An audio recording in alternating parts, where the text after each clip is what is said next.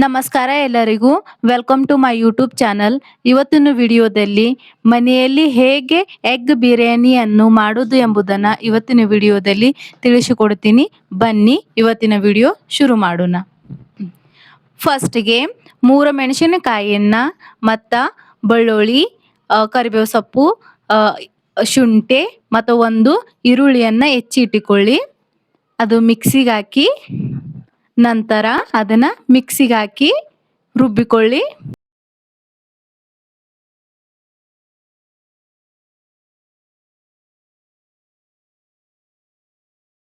ಈ ತರ ಪೇಸ್ಟ್ ಮಾಡಿ ಇಟ್ಟುಕೊಳ್ಳಿ.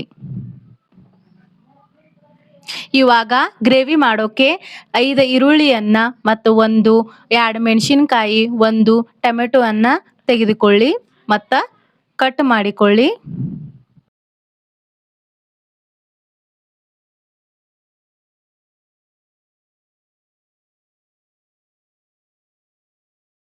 ಈ ತರ ಎಲ್ಲವನ್ನ ಕಟ್ ಮಾಡಿ ಇಟ್ಟುಕೊಳ್ಳಿ.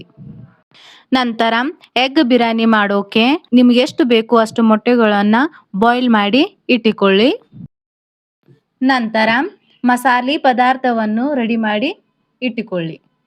ಇವಾಗ ಗ್ಯಾಸ್ ಅನ್ನ ಆನ್ ಮಾಡಿಕೊಳ್ಳಿ. ನಂತರ ಕುಕ್ಕರ್ ಅನ್ನ ಇಟ್ಟುಕೊಳ್ಳಿ. ಅದರಲ್ಲಿ ಸ್ವಲ್ಪ ಎಣ್ಣೆ ಹಾಕಿ ನಂತರ ಮಸಾಲೆ ಪದಾರ್ಥವನ್ನು ರೆಡಿ ಮಾಡಿಟ್ಟಂತ ಮಸಾಲೆಯನ್ನು ಹಾಕಿ ಸ್ವಲ್ಪ ಮಿಕ್ಸ್ ಮಾಡಿಕೊಳ್ಳಿ.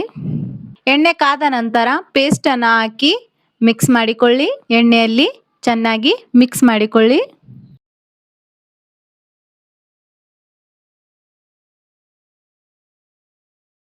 ಕಟ್ ಮಾಡಿಟ್ಟಂತಹ ಈರುಳ್ಳಿಯನ್ನ ಹಾಕಿ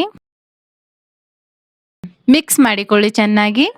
ಸ್ವಲ್ಪ ಬ್ರೌನ್ ಆದ ನಂತರ ಮೆಣಸಿನಕಾಯಿ, ಟೊಮೆಟೊವನ್ನು ಹಾಕಿ ಮಿಕ್ಸ್ ಮಾಡಿಕೊಳ್ಳಿ.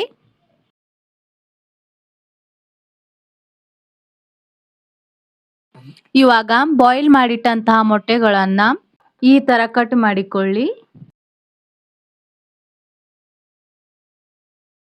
ಇವಾಗ ಒಂದು ಕಡಾಯಿಯನ್ನ ಇಟ್ಟು ಅದರಲ್ಲಿ ಸ್ವಲ್ಪ ಎಣ್ಣೆಯನ್ನ ಹಾಕಿ ನಂತರ ಅರಿಶಿಣ ಪುಡಿನ ಹಾಕಿ ಮಿಕ್ಸ್ ಮಾಡಿ ಬಾಯ್ಲ್ ಮಾಡಿಟ್ಟಂತಹ ಈ ಮೊಟ್ಟೆಗಳನ್ನ ಫ್ರೈ ಮಾಡಿಕೊಳ್ಳಿ.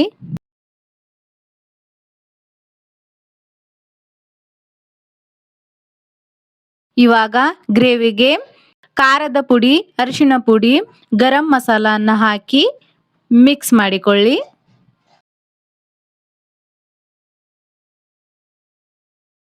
ಇವಾಗ ಗ್ರೇವಿ ರೆಡಿ ಆಯ್ತು. ಅದಕ್ಕೆ ರೈಸ್ ಅನ್ನ ಹಾಕಿ ಮಿಕ್ಸ್ ಮಾಡಿಕೊಳ್ಳಿ.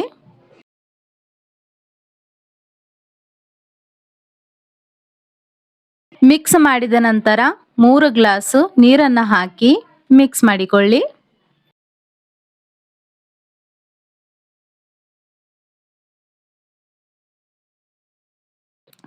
ಇವಾಗ ರುಚಿಗೆ ತಕ್ಕಷ್ಟು ಉಪ್ಪನ್ನ ಹಾಕಿ ಮಿಕ್ಸ್ ಮಾಡಿಕೊಳ್ಳಿ.